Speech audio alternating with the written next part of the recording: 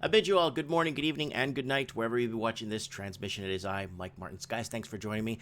Guys, tomorrow night is trends in the housing market, but I got a lot of stuff. There's just way too much happening across the Commonwealth. I'm going to tackle a bit of it tonight for a little smaller video, and then tomorrow we're going to get into the meat and potatoes. We got a few important callers calling in that have a little bit of inside information that might be able to kind of keep us in the know when it comes to understanding where things are headed. All right, guys, so let's go to article scan right now. So out of Australia, $334,000 wiped from home values in extreme but plausible prediction. So $334,000 wiped from home values. So it's not all homes, but it's a home, because the average home like this in Australia is like $2-3 million.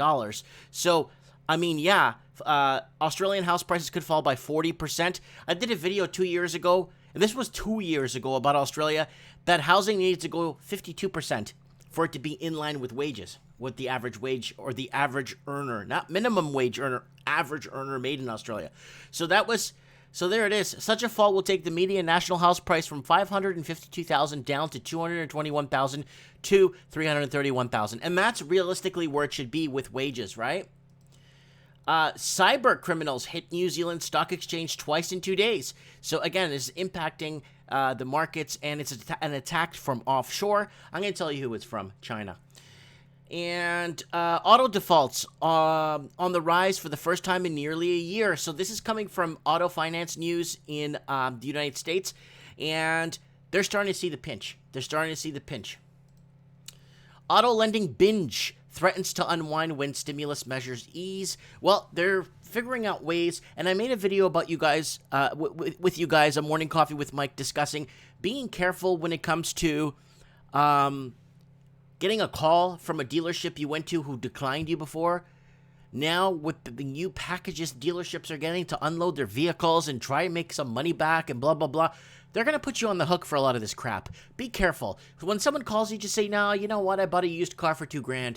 I'm okay for the next 10 years. Thank you very much. And I bought some tools, too, to fix it. So that's very important that you guys keep that in mind.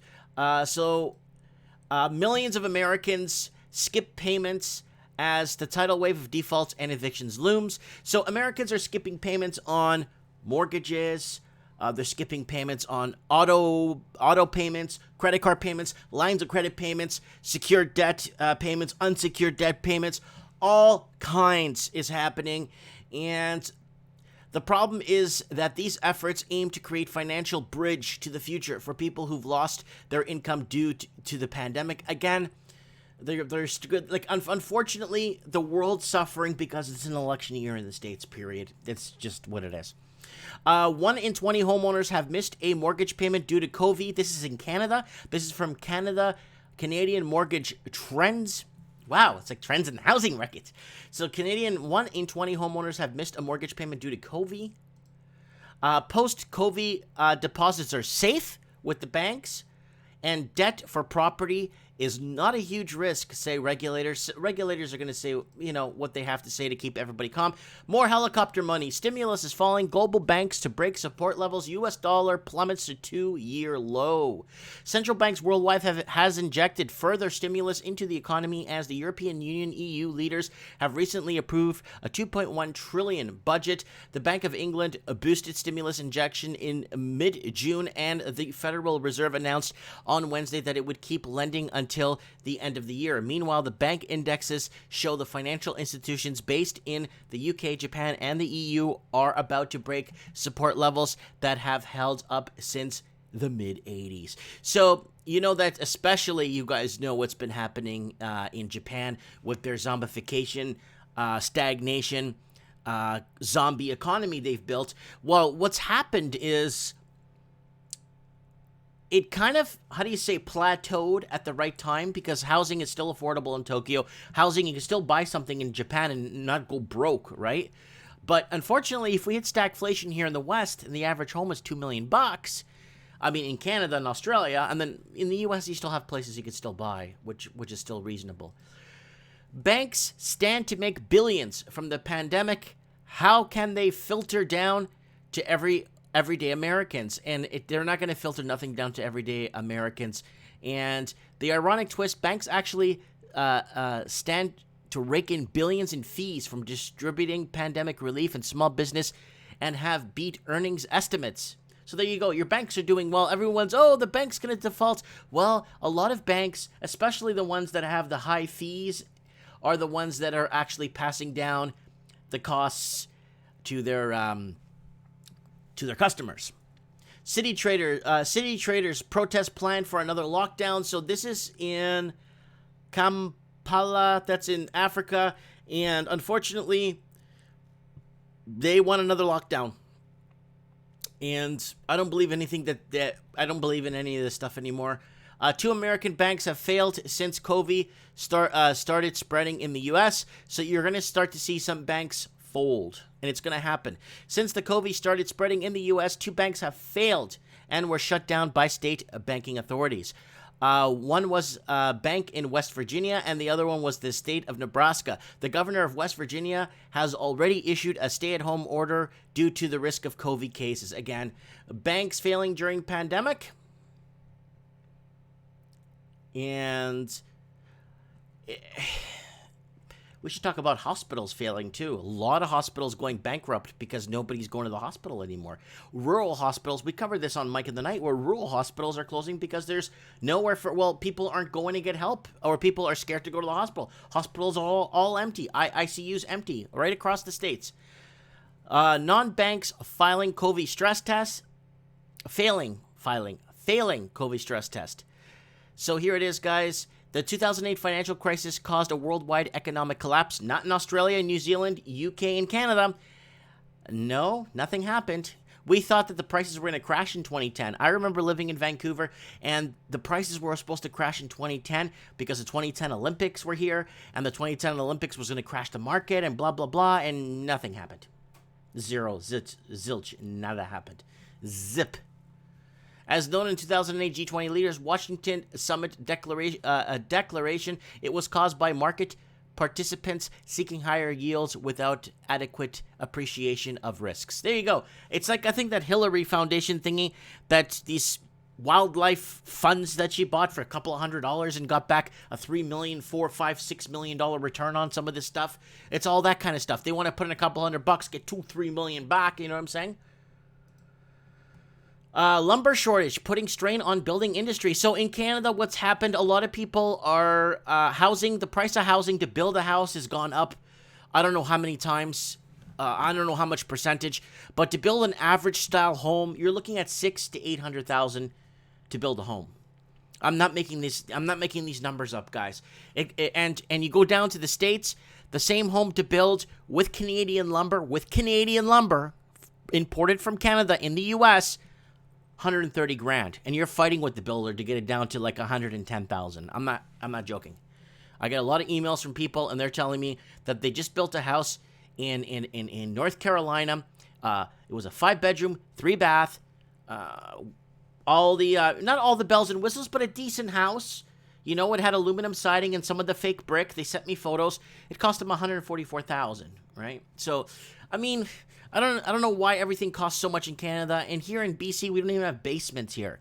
I can understand if you have to pour the concrete for a massive basement, and you got to go by code and stuff. That's not even the case here. So lumber industry is a piece of fence board that costs $3.26, costs $5 or more. There you go. It's cheaper just to import it from the States and pay the tariffs. I honestly think that's the best way to do for Canadians.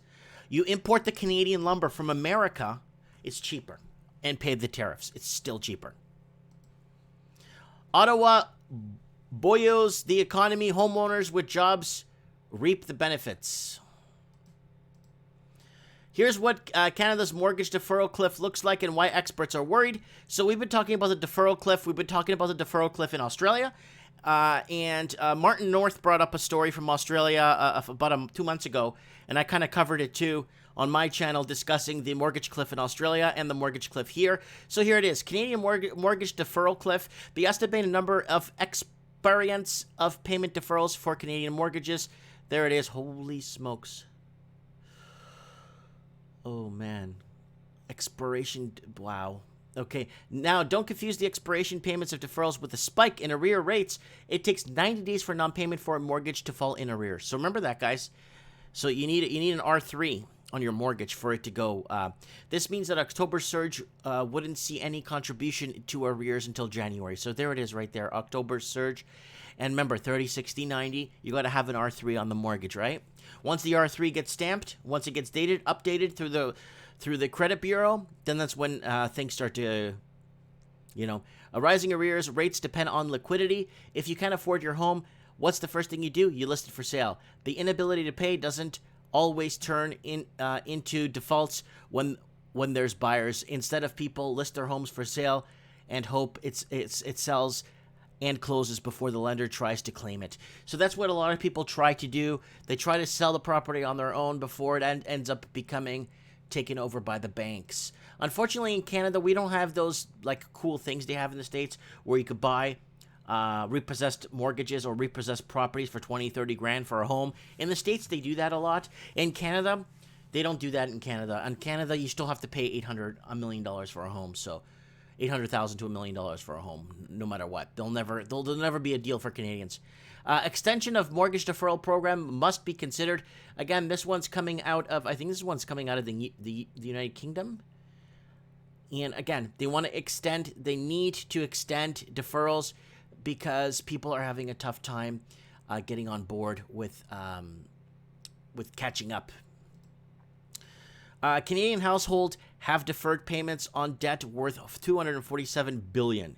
Canadians have a metric buttload of debt, and a lot of it is not being paid. According to the big three credit bureaus, TransUnion data shows that a balance of accounts of payments and deferrals is now over the $250 billion at the end of Q2 of 2020. A significant share of debt on payment deferrals is subprime. However, even more of this debt is with borrowers with high-quality credits. So you're going to have a lot of Canadians in Canada, in Australia, and all over the Commonwealth that have good credit and always pay their bills. They just can't make ends meet.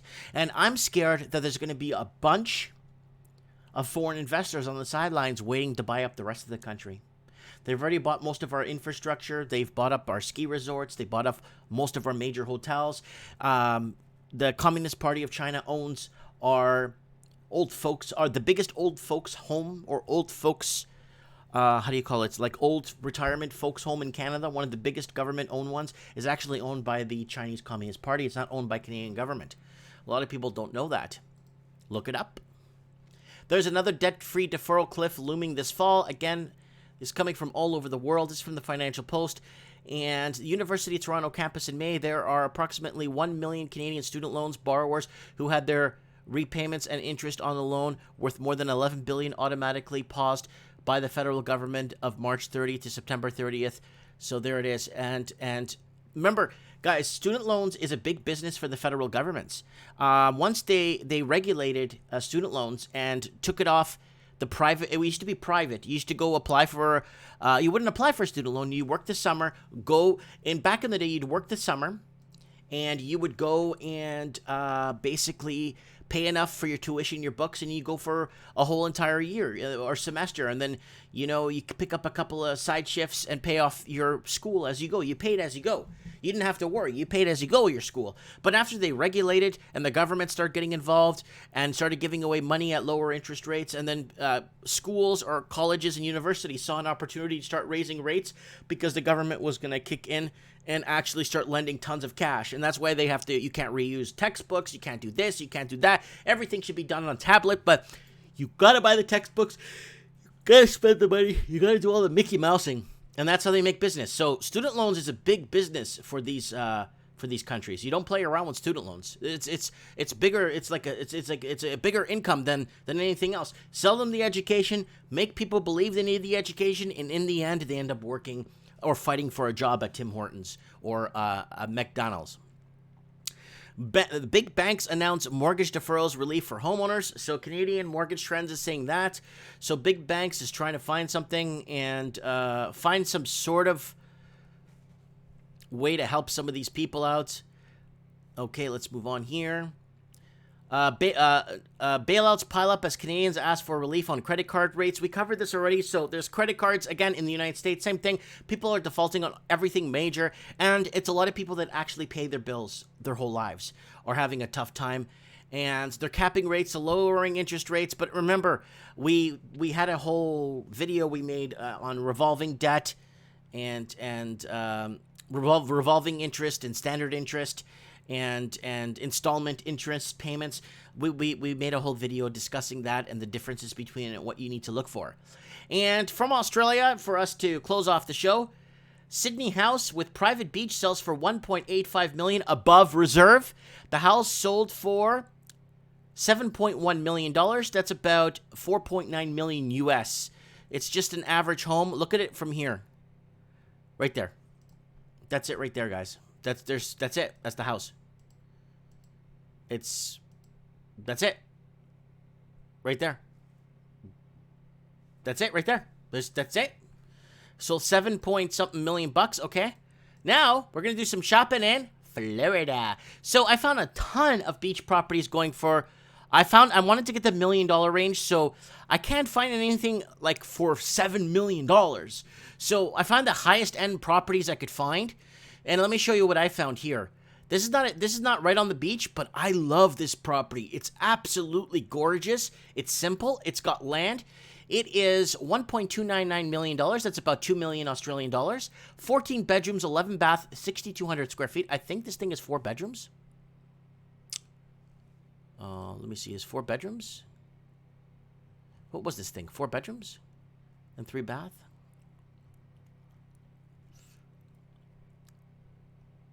I think it's 4 bedroom. I remember reading it. Blah, blah, blah. I think it was a 4 bedroom home. Yeah, it's nothing major. It's not even a massive home. Look, I mean, so, okay, no big deal. No big deal. So we found this. I've matched it because I found pool tables and all kinds of fun stuff. So I found a home in a really good area, a very attractive area in Florida, $1.299 million. So it's about 2 million Australian dollars. 14 bedrooms, 11 baths, 6,200 square feet. So it's 3 times the size of that house. So let's take a look at this one. There's your backyard. It's got a pool. There's your front, a nice, modest, good, beautiful home. There's your fenced-in area for hurricanes. My friend has this hurricane screen in his backyard, and let me tell you something. When we had, I remember, was it Hurricane? It was Hurricane Ivan. I can remember what the hurricane was. No, it was Hurricane Wilma when she went through Broward County. We actually stayed in this area when the hurricane was coming through, and it was amazing, feeling the wind, but nothing could get through here. It was being hit by coconuts and all kinds of stuff, and it wouldn't rip through this. This screen is very powerful. Like, you need, like, something huge to go through that. But anyways, so there it is there. You got your own tiki bar with speakers built in. There it is at night.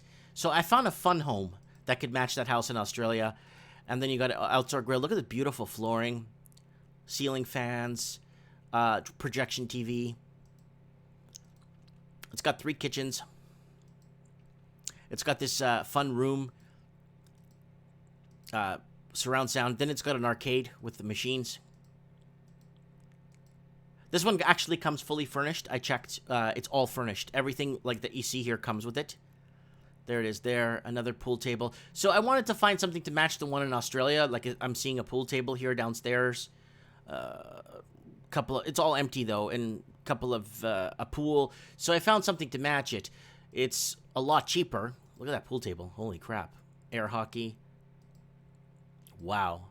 This is a gorgeous house. It's 2 million Australian dollars, and that one we saw was 7.4 million Australian dollars. So there's big difference in price. Holy crap. I could be here for hours. There's so many bedrooms. 14 bedrooms. Kid's bedroom. It just never ends. The little girl's room. There's like 150 photos, so I'm not gonna. Just gonna close that there. So there's a difference of buying power. But he's saying, "Oh, Mike, but this part of Australia, you could get a job." If you're gonna spend $7.1 million on a house, that works out to about $26,000 a month mortgage. you shouldn't be working. You should not be working to pay that much. There's no way to. There's no unless you own some space technological firm somewhere that you're in touch with beings from another I don't, you know what I'm saying? I would rather, instead of paying 7.1 million for this, buy this. Okay. The 2 million Australian dollars, 1.2. Then you're left with like 3-4. So then you're still left with 4 million US dollars, and you put in the bank. That's just me. But then I did find a couple of really nice beachfront properties. This one is really nice. I like it. I think it's simple. It's on an intercoastal, and it's on the beach on an intercoastal. So there's double sides for your boat. So you could take your boat out on one side and take your boat out from the back. So you're kind of like, in a way, surrounded by water. So you're like, got water there, and they got water in the back. And this is like with that green and blue, beautiful, like tropical waters. I'd rather take this and take like a cut and pay, or a cut and then be like, if I had to live for the rest of my life in this property, but it's worth 7.1 million, and I couldn't sell it, but I have to live there for the rest of my life, or I had to live in this place for the rest of my life, I would rather live here and take a huge cut in the high class that I'm losing in the other place. Or I'd rather just live in here and take a huge cut, like, and just live here. And that's it. I don't have to worry. There's a lot of things you don't have to, you know what I'm saying? Like, that's just me, right? If I had to live in both properties, I couldn't sell them to make a profit. I had to keep them, and I had to live in them for the rest of my life. Comment below, which property would you live in? Would you live in this one here in Sydney, Australia? It's going to say here how many bedrooms it is. Where is it? House in Sydney's Barriers private beach has sold for nearly $2 million above its reserve. $7.1 million, 4-bedroom. So it's a 4-bedroom home. So it would be on par with this one here. This one's, I think it's 4-bedroom. Yeah, 4 bedrooms, 3 baths, 3,000 square feet. So this one would be like on par with that one. But this one, again, is like 1.8 million Australian, 1.9 million Australian dollars. And that's just me. Comment below. Would you live in the Orlando house? This thing's amazing with the arcade. Would you live in the Orlando house for the rest of your life? I mean, you go out and do your life, but you travel, whatever. The beachfront property, this one here, that I showed you guys. Let me go back to the top here. This one, like, you're basically surrounded by water on both sides, but you have a road to come in and everything. It's an intercoastal, right? Or would you live in this one in Sydney, Australia? Everything's I don't even know how I could even afford to buy food there. It's so expensive. A pack of cigarettes is $50. I look forward to reading your comments. Comment below. Let me know. Thanks for watching.